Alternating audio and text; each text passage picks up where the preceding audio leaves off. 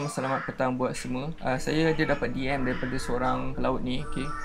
Dia ni meluahkan rasa kesal lah terhadap apa yang telah berlaku pada dia. Ini daripada Sabahan. Ada satu saksi ni datang ke tempat dia, promosikan kerjaya pelaut. Bila dia macam berminat dan dia dah mula buat pembayaran. Dia daripada Sabah dia terpaksa buat kursus di Semenanjung Malaysia. Bayaran yang dikenakan kepada dia ni, saya dengar macam tak masuk akal lah. Agak mahal. Dia memang dapat agak lah. Sebab apa dia mahal? Sebab pihak yang mengendalikan benda ni dia bukannya akademi, dia adalah orang tengah. Pelaut ni dia datang mengadu kat saya, bayar mahal, lepas tu kapal pun tak confirm dapat lagi. Dah bayar mahal, suruh ambil lagi sijil lain lagi. Macam dah stress lah. Dia pun bukan daripada keluarga yang senang.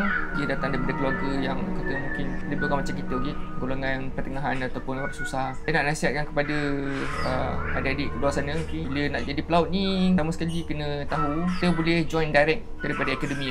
Malah ia lebih baik, murah, mudah dan lebih bagus lah, sebab kita direct dengan akademi. Harga yang ditawarkan tu lebih masuk akal, dia lebih tepat berbanding dengan kalau kita join pelaut melalui orang tengah. Saya tak nak mention nama organisasi orang tengah tu, sebab saya daripada dulu saya dah tak berapa berkenan dah dengan organisasi ni. Tapi saya malas nak ambil port, sebab ada di kalangan kawan-kawan saya, influencer pelaut ni ada mempromosikan pihak tersebut. Tapi bila dah jadi macam ni, saya nak nasihat lah, dia yang bakal nak join pelaut, hati-hati. Kita banyak je pihak yang orang kata cuba nak ambil kesempatan lah. So itu saja pesanan buat saya. Saya doakan kepada semua terus maju jaya sebagai pelaut.